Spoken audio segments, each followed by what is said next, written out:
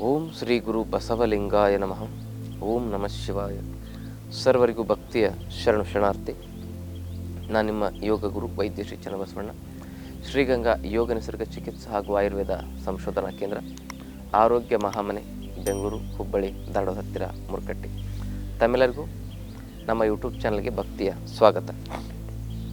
ಇವತ್ತಿನ ಸಂಚಿಕೆಯಲ್ಲಿ ಭಸ್ತ್ರಿಕಾ ಪ್ರಾಣಾಯಾಮವನ್ನು ಮಾಡೋದು ಹೇಗೆ, ಈ ಪ್ರಾಣಾಯಾಮದಿಂದ ಆಗುವ ಆರೋಗ್ಯದ ಲಾಭಗಳನ್ನು ಕುರಿತಾಗಿ ಮಾಹಿತಿಗಳನ್ನು ನೋಡೋಣ. ಭಸ್ತ್ರಿಕಾ ಅಂದರೆ ತ್ವಿದಿಯ ಉಸಿರಾಟ. ಈ ಒಂದು ಪ್ರಾಣಾಯಾಮ ಮಾಡೋದ್ರಿಂದ ಶ್ವಾಸಕೋಶ ತುಂಬ ಚೆನ್ನಾಗಿ ಕ್ರಿಯಾಶೀಲವಾಗುತ್ತೆ, ಜಠರಾಗ್ನಿ ಕ್ರಿಯಾಶೀಲವಾಗುತ್ತೆ, ಹಾಗೂ ಶರೀರದಲ್ಲಿ ರಕ್ತ ಪರಿಚಲನೆ ಸರಿಯಾಗುತ್ತೆ, ರಕ್ತದ ಶುದ್ಧೀಕರಣ ಆಗುತ್ತೆ. ಈ ಮೂಲಕವಾಗಿ ಜಠರಾಗ್ನಿ ಕ್ರಿಯಾಶೀಲವಾದಾಗ ಅಜೀರ್ಣದ ಸಮಸ್ಯೆ, ಮಲಬದ್ಧತೆಯ ಸಮಸ್ಯೆ ನಿವಾರಣೆ ಆಗ್ತವೆ. ಮುಖ್ಯವಾಗಿ ಗ್ರಹಣಿ ಅಂತ ಕರೀತಾರೆ. ಅನ್ನ ಗ್ರಹಣೆ ಆಗ್ತಕ್ಕಂಥ, ಅನ್ನ ಪಚನವಾಗ್ತಕ್ಕಂಥ ಒಂದು ಕೇಂದ್ರಕ್ಕೆ, ಸಣ್ಣ ಕರಳಿನ ಭಾಗಕ್ಕೆ ಗ್ರಹಣಿ ಅಂತ ಕರೀತಾರೆ. ಅಲ್ಲಿ ಜೀರ್ಣಾಂಗ ವ್ಯವಸ್ಥೆ ಸರಿಯಾಗಿತ್ತು ಅಂದರೆ ಮನುಷ್ಯನ ಆರೋಗ್ಯ 100 ವರ್ಷದೊಳಗೂ ಸದೃಢವಾಗಿರ್ತದೆ. ಇದು ಸತ್ಯ. ಶಾಂತೋ ಅಗ್ನಿ ಮೃಯತೆ ಅಂಥೇಳಿ ನಮ್ಮ ಆಯುರ್ವೇದ ಶಾಸ್ತ್ರದಲ್ಲಿ ಹೇಳಿದ್ರೆ, ನಮ್ಮ ಯೋಗಶಾಸ್ತ್ರದಲ್ಲಿ ಏನು ಹೇಳ್ತಾರೆ, ಪ್ರಾಣಶಕ್ತಿಯೇ ಪರಿಪೂರ್ಣ ಜೀವನಕ್ಕೆ ಪ್ರಮುಖವಾಗಿರ್ತಕ್ಕಂಥ ಶಕ್ತಿ ಅಂಥೇಳಿ ಆ ಒಂದು ಯೋಗಶಾಸ್ತ್ರದಲ್ಲಿ ಉಲ್ಲೇಖಗಳನ್ನು ನಾವು ಕಾಣಬಹುದು. ಹಾಗಾಗಿ ಆ ಪ್ರಾಣವನ್ನು ನಾವೇನು ಮಾಡಬೇಕು, ಆಹಾರವನ್ನಾಗಿ ಮಾಡಿಕೊಳ್ಬೇಕು, ಪ್ರಾಣವನ್ನೇ ಔಷಧಿಯನ್ನಾಗಿ ಮಾಡಿಕೊಳ್ಬೇಕು, ಪ್ರಾಣವನ್ನೇ ಶಕ್ತಿಯನ್ನಾಗಿ ಮಾಡಿಕೊಳ್ಬೇಕು, ಪ್ರಾಣವನ್ನೇ ಆಧ್ಯಾತ್ಮವನ್ನಾಗಿ ಮಾಡಿಕೊಳ್ಬೇಕು. ಇದೆಲ್ಲ ಆಗಬೇಕಂದ್ರೆ ಪ್ರಾಣ ಪರಿಶುದ್ಧವಾಗಬೇಕು. ಆ ಪ್ರಾಣದ ಪರಿಶುದ್ಧತೆಯನ್ನು ಕ್ರಿಯಾಶೀಲಗೊಳಿಸುವ ಒಂದು ಅದ್ಭುತವಾಗಿರ್ತಕ್ಕಂಥ ಶಕ್ತಿಗೆ ಭಸ್ತ್ರಿಕಾ ಪ್ರಾಣಾಯಾಮ ಅಂತ ಕರೀತಾರೆ. ಹಾಗಿದ್ರೆ ಇದನ್ನು ಪ್ರಾಕ್ಟಿಕಲ್ ಆಗಿ ಹೇಗೆ ಮಾಡೋದು ಅನ್ನೋದನ್ನು ತಿಳ್ಕೊಳ್ಳೋಣ. ನೋಡಿ, ನೇರವಾಗಿ ಕುತ್ಕೋಬೇಕು, ಎರಡು ಕೈಗಳನ್ನ ಹೀಗೆ ಇಟ್ಕೊಳ್ಬೇಕು. ಹೀಗಿಟ್ಕೊಂಡು ಉಸಿರನ್ನ ತೆಗೆದುಕೊಳ್ತಾ ಕೈಯನ್ನು ಮೇಲೆತ್ತಬೇಕು, ಉಸಿರನ್ನು ಬಿಡ್ತಾ ಕೈಯನ್ನು ಕೆಳಗಡೆ ತೆಗೆದುಕೊಂಡು ಬರಬೇಕು. ಇದಕ್ಕೆ ಭಸ್ತ್ರಿಕಾ ಪ್ರಾಣಾಯಾಮ ಅಂತ ಕರೀತಾರೆ. ಎರಡೂ ಕಡೆಯಿಂದ ಈ ಅಭ್ಯಾಸವನ್ನು ಮಾಡೋದಕ್ಕಿಂತ ಮೊದಲು ನಮ್ಮ ನಾಸಿಕಾಗ್ರಗಳನ್ನು ಬ್ಯಾಲೆನ್ಸ್ ಮಾಡ್ಕೊಳ್ಬೇಕು. ಅದು ಹೇಗೆಂದರೆ, ಹೀಗೆ ನಾಸಿಕಾಗ್ರಗಳನ್ನ ಪರೀಕ್ಷೆ ಮಾಡಿಕೊಂಡಾಗ ಒಂದು ಕಡೆ ಹೆಚ್ಚು, ಒಂದು ಕಡೆ ಕಡಿಮೆ ಶ್ವಾಸ ಬರ್ತಿರ್ತದೆ. ಈಗ ನಾವೇನು ಮಾಡಬೇಕು, ಹೆಚ್ಚು ಶ್ವಾಸ ಬರುವ ಮೂಗಿನ ಹೊಳ್ಳೆಯನ್ನು ಮುಚ್ಚಿ ಕಡಿಮೆ ಶ್ವಾಸ ಬರುವ ಮೂಗಿನ ಹೊಳ್ಳೆಯನ್ನು ತೆರೆದು ಅಭ್ಯಾಸ ಮಾಡಬೇಕು. ಅಂದಾಗ ಎರಡೂ ಬ್ಯಾಲೆನ್ಸ್ ಆಗ್ತವೆ. ನಮ್ಮ ಯೋಗದಲ್ಲಿ ಬ್ಯಾಲೆನ್ಸಿಂಗ್ ಥೆರಪಿ ಭಾಳ ಇಂಪಾರ್ಟೆಂಟು. ಬ್ಯಾಲೆನ್ಸಿಗೆ ಭಾಳ ಮಹತ್ವ ಕೊಡ್ತಾರೆ. ಸಮತ್ವಂ ಯೋಗ ಉಚ್ಯತೆ ಅಂತ ಹೇಳ್ತಾರೆ. ಅಂದರೆ ಸಮತ್ವವನ್ನು ಕಾಯ್ದುಕೊಳ್ಳೋದೇ ಯೋಗ. ಎಲ್ಲಿ ಸಮತ್ವ ಇರ್ತದೆ ಅಲ್ಲಿ ಪ್ರಸನ್ನತೆ ಇರ್ತದೆ, ಎಲ್ಲಿ ಸಮತ್ವ ಇರ್ತದೆ ಅಲ್ಲಿ ಆರೋಗ್ಯ ಇರ್ತದೆ, ಹಾಗೆ ಎಲ್ಲಿ ಸಮತ್ವ ಇರ್ತದೆ ಅಲ್ಲಿ ಆಧ್ಯಾತ್ಮಿಕ ಶಕ್ತಿ ಬಲಿಷ್ಠವಾಗ್ತದೆ. ಅದರಲ್ಲಿ ಈಗ ಆ ಒಂದು ಬ್ಯಾಲೆನ್ಸಿಂಗನ್ನು ಮಾಡ್ಕೊಳ್ಳಿಕ್ಕಾಗಿ ನಾಡಿನ ಪರೀಕ್ಷೆ ಮಾಡ್ಕೊಂಡ್ಮೇಲೆ ಈಗ ನನಗೆ ಎಡಗಡೆ ಕಡಿಮೆ ಬರ್ತಾ ಇದೆ ಶ್ವಾಸ, ಅದಕ್ಕೆ ನಾನು ಬಲಗಡೆಯನ್ನು ಮುಚ್ಚಿ ಎಡಗಡೆಯಿಂದ ಈ ಒಂದು ಅಭ್ಯಾಸವನ್ನು ಮಾಡ್ತಾಯಿದ್ದೇನೆ. ಅಕಸ್ಮಾತಾಗಿ ನಿಮಗೆ ಬಲಗಡೆ ಹೆಚ್ಚು ಬರ್ತಾ ಇದೆ ಅಂದರೆ ಎಡಗಡೆ ಮುಚ್ಚಿ ಬಲಗಡೆಯಿಂದ ಅಭ್ಯಾಸ ಮಾಡಬೇಕು. ಇದನ್ನು ನಾವು ಯಾವ ಕಡೆಯಿಂದ ಮಾಡ್ತೇವೆ, ನಾವು ತೋರಿಸ್ತಾ ಇರತಕ್ಕಂಥ ಭಾಗದ ಕಡೆಯಿಂದ ನೀವು ಮಾಡಬೇಕಂತಿಲ್ಲ. ಯಾವುದು ಹೆಚ್ಚು ಬರ್ತಾ ಇದೆ ಅದನ್ನು ಕ್ಲೋಸ್ ಮಾಡಿ, ಯಾವುದು ಕಡಿಮೆ ಬರ್ತಾ ಇದೆ ಅದನ್ನು ಕ್ರಿಯಾಶೀಲ ಮಾಡ್ಕೊಳ್ತಕ್ಕಂಥ ಒಂದು ಅಭ್ಯಾಸ. ಈಗ ಸದ್ಯದಲ್ಲಿ ನನಗೆ ಎಡಗಡೆ ಕಡಿಮೆ ಬರ್ತಾ ಇದೆ, ಅದಕ್ಕೋಸ್ಕರ ನಾನು ಎಡಗಡೆ ಕ್ರಿಯಾಶೀಲ ಮಾಡ್ಕೊಳ್ಳಿಕ್ಕೆ ಈ ರೀತಿ ಅಭ್ಯಾಸವನ್ನು ಮಾಡ್ತಿದ್ದೇನೆ.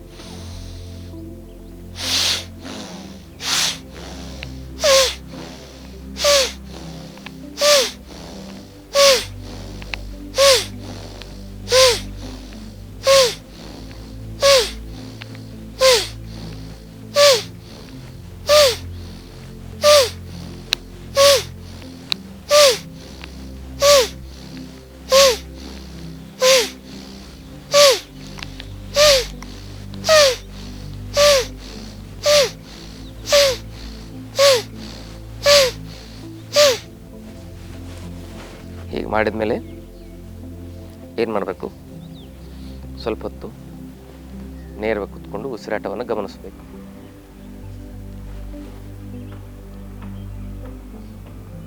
ಉಸಿರಾಟದ ಕಡೆ ಗಮನ ಇರಲಿ. ನಾವು ಯಾವ ಭಾಗದಿಂದ ಮಾಡಿರ್ತೀವಲ್ಲ ಆ ಭಾಗದ ಶ್ವಾಸಕೋಶ ಹಗೂರ ಅನ್ನಿಸ್ತಾ ಇರ್ತದೆ. ಮತ್ತು ಎರಡೂ ಮೂಗಿನ ಹೊಳ್ಳೆಯಲ್ಲಿ ಉಸಿರಾಟ ಬ್ಯಾಲೆನ್ಸ್ ಆಗಲಿಕ್ಕೆ ಪ್ರಾರಂಭ ಆಗ್ತದೆ.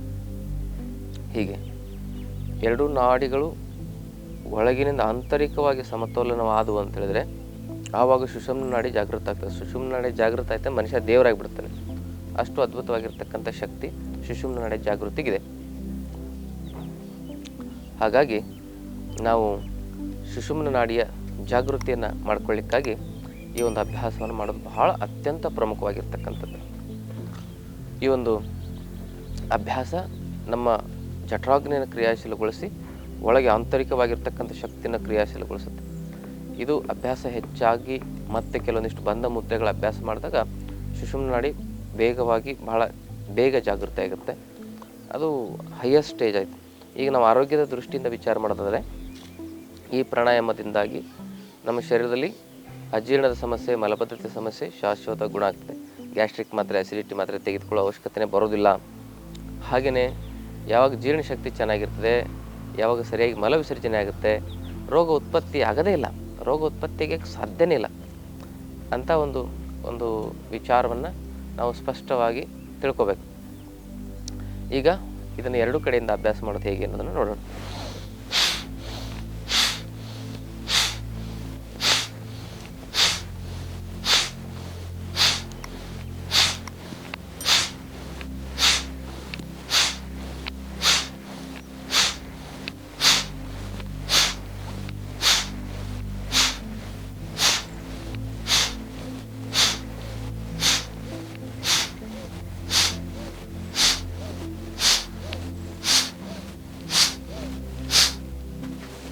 ಹೀಗೆ ಇದಾದ್ಮೇಲೆ ಉಸಿರು ತೆಗೆದುಕೊಂಡು ಉಸಿರನ್ನ ಹೋಲ್ಡ್ ಮಾಡಿ ಇಡೀ ಬಾಡಿನ ಟೈಟ್ ಮಾಡಬೇಕು.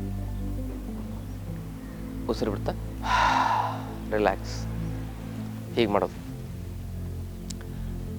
ಈ ಕುಂಭಕನ್ನು ಯಾರಿಗೆ ಹೃದಯ ಸಮಸ್ಯೆ, ಹೈ ಬಿ ಪಿ ಸಮಸ್ಯೆ ಇರುತ್ತೆ ಅವ್ರು ಮಾಡಬಾರ್ದು. ಈ ರೀತಿ ಟೈಟ್ ಮಾಡೋದು. ಮತ್ತು ಬಿ ಪಿ ಸಮಸ್ಯೆ, ಹೃದಯ ಸಮಸ್ಯೆ, ಕಿಡ್ನಿ ಸಮಸ್ಯೆಯಿಂದ ಬಳಲ್ತಾ ಇರ್ತಕ್ಕಂಥವ್ರು ಹಾಗೂ ಗರ್ಭಿಣಿ ಸ್ತ್ರೀಯರು ಈ ಪ್ರಾಣಾಯಾಮವನ್ನು ಭಾಳ ನಿಧಾನವಾಗಿ ಮಾಡಬೇಕು. ಅದು ಯೋಗ ಗುರುಗಳ ಮಾರ್ಗದರ್ಶನದಲ್ಲಿ ಮಾಡಬೇಕು. ಅದನ್ನು ಸುಮ್ಮನೆ ನಿಮ್ಗೆ ತೋರಿಸ್ತೀನಿ ಎಷ್ಟು ನಿಧಾನ ಅಂಥೇಳಿ. ಆದರೂ ಕೂಡ ನೀವು ಈ ಪ್ರಾಣಾಯಾಮ ಮಾಡಬೇಕಂದ್ರೆ ಗುರುಗಳ ಮಾರ್ಗದರ್ಶನ ತೆಗೆದುಕೊಳ್ಳೋದು ಅಗತ್ಯ. ನೋಡಿ,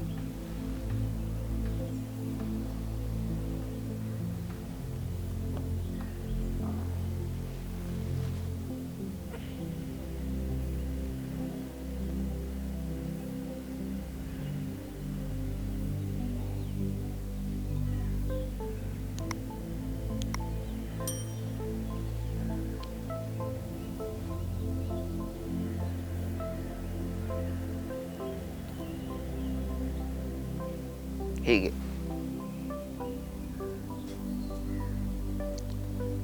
ಈ ಅಭ್ಯಾಸವನ್ನು ಮಾಡೋದು. ಹೀಗೆ ಮಾಡೋದ್ರಿಂದ ಅದ್ಭುತವಾಗಿ ಶಕ್ತಿ ಕ್ರಿಯಾಶೀಲವಾಗುತ್ತೆ, ಅದ್ಭುತವಾಗಿ ಆಗುತ್ತೆ. ಇದೇ ನಿಧಾನ ಸ್ಥಿತಿಯಲ್ಲಿ ಮಾಡೋದು. ಯಾರು ಕಿಡ್ನಿ ಸಮಸ್ಯೆ, ಹೃದಯ ಸಮಸ್ಯೆ, ಆಮೇಲೆ ಹೈ ಬಿ ಪಿ ಇರ್ತಕ್ಕಂಥವ್ರು, ಗರ್ಭಿಣಿ ಸ್ತ್ರೀಯರು ಇದನ್ನು ಜೋರಾಗಿ ಮಾಡಿದ್ರೆ ತೊಂದರೆ ಆಗುತ್ತೆ ಅವ್ರಿಗೆ. ನಾರ್ಮಲಾಗಿ ಬಿ ಪಿ ಸಮಸ್ಯೆ ಇಲ್ಲ, ಕಿಡ್ನಿ ಸಮಸ್ಯೆ ಇಲ್ಲ, ಹೃದಯ ಸಮಸ್ಯೆನೇ ಇಲ್ಲ, ಇಂಥ ಸಮಸ್ಯೆಗಳು ಬರಬಾರ್ದು ಅಂದವರು ನೀವು ಈ ಸ್ಪೀಡಲ್ಲಿ ಮಾಡ್ಬೋದು. ಇಲ್ಲಾಂದರೆ ಅಂಥ ಸಮಸ್ಯೆಯಿಂದ ಈಗಾಗಲೇ ನಾವು ತೊಂದರೆ ಅನುಭವಿಸ್ತಾ ಇದ್ದರೆ ಉಸಿರು ತೆಗೆದುಕೊಳ್ತಾ ನಿಧಾನ ಕೈ ಮೇಲೆ, ಉಸಿರು ಬಿಡ್ತಾ ಕೈ ಕೆಳಗೆ.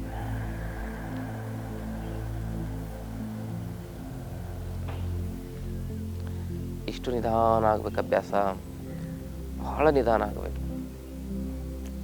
ವೆರಿ ಇಂಪಾರ್ಟೆಂಟ್ ಇದು, ಈ ಅಭ್ಯಾಸವನ್ನು ಮಾಡೋದು. ಅದಕ್ಕಾಗಿ ಇದನ್ನು ಸರಿಯಾದ ಕ್ರಮದಲ್ಲಿ ತಾವು ಮಾಡೋದು ಬಹಳ ಮುಖ್ಯ. ಯಾರಿಗೆ ಒತ್ತಡದ ಇಂಥ ಸಮಸ್ಯೆಗಳಿರ್ತವೆ, ಬಿ ಪಿ, ಕಿಡ್ನಿ ಪ್ರಾಬ್ಲಮ್, ಹೃದಯದ ಪ್ರಾಬ್ಲಮ್ ಅಂಥವ್ರು ನಿಧಾನವಾಗಿ ಅಭ್ಯಾಸ ಮಾಡೋದ್ರಿಂದ ಅವ್ರಲ್ಲೇನಾಗುತ್ತೆ, ಆಕ್ಸಿಜನ್ ಲೆವೆಲ್ ಹೆಚ್ಚಿಗೆ ಆಗುತ್ತೆ. ಅದರಿಂದ ಅಲ್ಲಿ ಡಿಜನ್ರೇಷನ್ ಆಗಿರೋ ಜೀವಕೋಶ ಮತ್ತು ರೀಜನ್ರೇಷನ್ ಆಗುತ್ತೆ, ಬ್ಲಾಕೇಜಸ್ಸು ರಿವರ್ಸ್ ಆಗುತ್ತೆ. ಅದ್ಭುತವಾಗಿರ್ತಕ್ಕಂಥ yoga science. In the absence of oxygen fire cannot exist, in the present of oxygen disease cannot exist ಅಂತ ಹೇಳ್ತಾರೆ. ಹಾಗೆ ಅಂದರೆ ಇದರ ಅರ್ಥ ಏನಂದರೆ, ಆಕ್ಸಿಜನ್ ಇಲ್ಲದೆ ದೀಪ ಉರಿಯೋದಿಲ್ಲ. ನೋಡಿ, ದೀಪ ಉರಿಬೇಕಾದ್ರೆ ಅದಕ್ಕೇನಾದ್ರು ಪೂರ್ತಿ ಮುಚ್ಚಿಬಿಡಿ, ಅದು ತಾನೇ ಆರೋಗ್ಬಿಡ್ತದೆ. ಒಂದು ದೀಪ ಉರಿಯೋ ದೀಪಕ್ಕೆ ಒಂದು ಯಾವುದೋ ಪಾತ್ರೆ ಮುಚ್ಚಿ ಕವರ್ ಮಾಡಿ ಅದು ತಾನೇ ಆಫ್ ಆಗಿಬಿಡ್ತದೆ. ಯಾಕಂದರೆ ದೀಪ ಉರಿಲಿಕ್ಕೆ ಆಕ್ಸಿಜನ್ ಬೇಕು. ಈ ಪ್ರಾಣವೆಂಬ ದೀಪ ಉರಿಲಿಕ್ಕೂ ಕೂಡ ಆಕ್ಸಿಜನ್ ಬೇಕು. ಪ್ರಾಣಶಕ್ತಿ, ಪ್ರಾಣವಾಯು ಅಂತ ಕರೀತಾರೆ ಅದನ್ನು. ಆ ಆಕ್ಸಿಜನ್ನು ಏನಾಗ್ತದೆ, ಶರೀರದಲ್ಲಿರ್ತಕ್ಕಂಥ ಜೀವಕೋಶಗಳನ್ನು ಪ್ರಫುಲ್ಲಿತಗೊಳಿಸ್ತದೆ. ಅದು ಪ್ರಫುಲ್ಲಿತ ಆಯಿತು ಅಂದರೆ ಮನುಷ್ಯನಿಗೆ ರೋಗಗಳೇ ಬರುವುದಿಲ್ಲ. ಅದಕ್ಕೆ ನಾವೇನು ಹೇಳ್ತೇವೆ, ಔಷಧಿ ತಗೊಂಡು ಒದ್ದಾಡಿ ದುಡ್ಡು ಹಾಳು ಮಾಡಿಕೊಂಡು ನೆಮ್ಮದಿ ಕಳ್ಕೊಂಡು ನರಕ ಅನುಭವಿಸ್ತಾ ಬದುಕೋದಕ್ಕಿಂತ ಬೆಳಗ್ಗೆದ್ದು ಒಂದು ತಾಸು ಪ್ರಾಣಾಯಾಮ ಮಾಡಿ ನಿಮ್ಮ ರೋಗಗಳು ಗೊತ್ತಿಲ್ದಂಗೆ ನಿವಾರಣೆ ಆಗ್ಬಿಡ್ತವೆ. ಅಷ್ಟು ಅದ್ಭುತ. BP, ಶುಗರು, ಥೈರಾಯ್ಡು ಎಲ್ಲ ರೋಗಗಳಿಗೂ, ಯಾವುದೇ ರೋಗಕ್ಕೆ ಜೀವನ ಪರ್ಯಂತ ಔಷಧಿ ತೆಗೆದುಕೊಳ್ಬೇಕಂತ ಡಾಕ್ಟ್ರ್ ಹೇಳಿದ್ದಾರೆ ಅಂದರೆ ಆಯಿತು, ನೀವು ಔಷಧಿ ತೆಗೆದುಕೊಳ್ತಾನೆ ಯೋಗಾಭ್ಯಾಸ ಮಾಡಿ. ಅದೇ ಡಾಕ್ಟ್ರೇ ನಿಮ್ಮ ಔಷಧಿ ಬಿಡಿಸ್ತಾರೆ, ಬೇಡ ಸಾಕಿನ್ನ ನೀವು ಆರಾಮಾಗಿದ್ದೀರಿ ಅಂಥೇಳಿ. ಯಾಕಂದರೆ ಬ್ಲಡ್ ಟೆಸ್ಟ್ ಮಾಡಿದಾಗ, BP ಚೆಕ್ ಮಾಡಿದಾಗ, ಸ್ಕ್ಯಾನಿಂಗ್ ಮಾಡಿದಾಗ, ಎಕ್ಸ್ರೇ ಮಾಡಿದಾಗ ಎಲ್ಲ ನಾರ್ಮಲ್ ಇದೆ ಅಂದರೆ ಅವ್ರು ಬಿಡಿಸ್ಲೇಬೇಕಲ್ವ ಔಷಧಿ. ಏನು ಚೆನ್ನಾಗಿದ್ದವ್ರಿಗೂ ಕೊಡತಕ್ಕಂಥ ವೈದ್ಯರೇನಿಲ್ಲ. ಅಂಥ ವೈದ್ಯರಿದ್ದರೆ ಅವ್ರ ಹತ್ರ ನಾವು ಹೋಗಲೂಬಾರ್ದು. ಹೀಗೆ ಈ ಅಭ್ಯಾಸವನ್ನು ಮಾಡಿ. ಇದು ಬಹಳ ಅತ್ಯದ್ಭುತವಾಗಿರ್ತಕ್ಕಂಥ ಅಭ್ಯಾಸ. ಇದು ಭಾಳ ಸರ್ವಶ್ರೇಷ್ಠವಾಗಿರ್ತಕ್ಕಂಥ ಅಭ್ಯಾಸ. ಇದು ಏನು, ಈ ಯೋಗ. ಇದನ್ನು ತಾವು ದಿನನಿತ್ಯ ಒಂದು 3 ರೌಂಡ್ ಅಭ್ಯಾಸ ಮಾಡೋದು. ಹೀಗೆ 21 ಬಾರಿ ಅಭ್ಯಾಸ ಮಾಡಿದ ಮೇಲೆ ಏನು ಮಾಡಬೇಕು, ನಾ ಹೇಳಿದ್ನಲ್ಲ, ಕುಂಭಕ್ಕೆ ಮಾಡಬೇಕು. BP, ಹೃದಯ ಸಮಸ್ಯೆ ಮತ್ತು ಕಿಡ್ನಿ ಸಮಸ್ಯೆ ಇರೋರು ಜೋರಾಗಿ ಮಾಡಬಾರ್ದು, ಕುಂಭಕ್ಕೂ ಮಾಡಬಾರ್ದು. ಅದಿಲ್ಲಾಂದರೆ ಜೋರಾಗಿ ಮಾಡಿದ ಮೇಲೆ ಕುಂಭಕ್ಕೆ ಮಾಡಿ ಉಸಿರನ್ನು ಬಿಟ್ಟು ಕೈಯನ್ನು ಹೀಗೆ ತೊಡೆ ಮೇಲೆ ಇಟ್ಕೊಂಡು ಗಮನಿಸಿದಾಗ ಒಂದೇನೋ ವಿದ್ಯುತ್ ಕಾಂತಿ ಶಕ್ತಿ ಕೈಗಳಲ್ಲಿ ಪ್ರವೇಶ ಮಾಡ್ದಂಗೆ ನಮಗೆ ಫೀಲಿಂಗ್ ಆಗುತ್ತೆ. ಅದಕ್ಕೆ ಕಾಸ್ಮಿಕ್ ಎನರ್ಜಿ ಅಂತ ಕರೀತಾರೆ. ಅದು ಶರೀರದೊಳಗೆ ಪ್ರವೇಶ ಮಾಡ್ತು ಅಂದರೆ ಮನುಷ್ಯ ಭಾಳ ಆರೋಗ್ಯಪೂರ್ಣವಾಗ್ತಾನೆ. ತನು ಮನ ಭಾವಗಳ ಶುದ್ಧೀಕರಣ ಆಗ್ತದೆ. ಇದು ಭಸ್ತ್ರಿಕಾ ಪ್ರಾಣಾಯಾಮದ ವೈಜ್ಞಾನಿಕತೆ ಮತ್ತು ಆಧ್ಯಾತ್ಮಿಕ ವಿಜ್ಞಾನ. ಇಲ್ಲಿ ಶ್ವಾಸಕೋಶ ಭಾಳ ಮುಖ್ಯವಾಗಿ ಕ್ಲೀನ್ ಆಗುತ್ತೆ. ನಮ್ಮ ಶ್ವಾಸಕೋಶಕ್ಕೆ 4.5 ಲೀಟ್ರಿಗಿಂತ ಹೆಚ್ಚು ಶ್ವಾಸ ತೆಗೆದುಕೊಳ್ಳುವ ಶಕ್ತಿ ಇರ್ತದೆ. ಆದರೆ ನಾವು ತೆಗೆದುಕೊಳ್ಳೋದು ತುಂಬ ಕಾಲು ಭಾಗದಷ್ಟು ಮಾತ್ರ ಗಾಳಿಯನ್ನು ತೆಗೆದುಕೊಳ್ಳುತ್ತದೆ. ಇನ್ನು ಮುಕ್ಕಾಲು ಭಾಗ ಶ್ವಾಸಕೋಶ ಉಪಯೋಗನೇ ಆಗ್ತಾ ಇಲ್ಲ. ಶ್ವಾಸಕೋಶದ ಕೆಳಗಡೆ ಗಾಳಿ ಚೀಲಗಳಿದಾವೆಲ್ಲ, ಅಲ್ಯುಲಾಯ್ಸ್ಗಳಂತ ಕರೀತಾರವನ್ನ, ಅವುಗಳನ್ನು ನಾವು ತುಂಬ ಹಾಳು ಮಾಡ್ಕೊಂಡಿದ್ದೇವೆ. ಅವುಗಳನ್ನ ಬರಿಗಣ್ಣಿನಿಂದ ನೋಡಲಿಕ್ಕಾಗದ್ರೆ ಅಷ್ಟು ಸೂಕ್ಷ್ಮವಾಗಿರ್ತವೆ. ಅಂತಹ ಗಾಳಿ ಚೀಲಗಳನ್ನು ಸ್ವಚ್ಛಗೊಳಿಸುವ, ಅವುಗಳನ್ನು ಮತ್ತೆ ಸಶಕ್ತಗೊಳಿಸುವ, ಆ ಮೂಲಕ ಶ್ವಾಸಕೋಶದಲ್ಲಿರ್ತಕ್ಕಂಥ ಬ್ರಾಂಚಸ್ ಮತ್ತು ಬ್ರ್ಯಾಂಕ್ಯೂಲ್ಸ್ಗಳನ್ನು ಶುದ್ಧಗೊಳಿಸಿ ಸಂಪೂರ್ಣವಾಗಿ ಇಡೀ ಶರೀರದಲ್ಲಿ ಶಕ್ತಿಯನ್ನು ಹೆಚ್ಚಿಸುವ, ಆರೋಗ್ಯವನ್ನು ಗಟ್ಟಿಗೊಳಿಸುವ ಒಂದು ಪ್ರಾಣಾಯಾಮನೇ ಭಸ್ತ್ರಿಕಾ ಪ್ರಾಣಾಯಾಮ. ಇದು ಇಡೀ ಶರೀರವನ್ನು ಸದೃಢಗೊಳಿಸ್ತದೆ. ಮನುಷ್ಯನ ಕೆಟ್ಟ ವಿಚಾರಗಳೇ ಬರೋದಿಲ್ಲ ಭಸ್ತ್ರಿಕಾ ಮಾಡೋದ್ರಿಂದ. ಮೈಂಡ್ ಕ್ಲಿಯರ್ ಆಗುತ್ತೆ, ಥಾಟ್ಸ್ ಕ್ಲಿಯರ್ ಆಗ್ತವೆ, ನಮ್ಮ ವಿಷನ್ಸ್ ಕ್ಲಿಯರ್ ಆಗ್ತದೆ, ನಮ್ಮ ಡಿಸಿಷನ್ ಕ್ಲಿಯರ್ ಆಗ್ತವೆ. ಎಲ್ಲ ಕ್ಲಿಯರ್ ಬಿಕಾಸ್ ಶ್ವಾಸಕೋಶ ಕ್ಲಿಯರ್.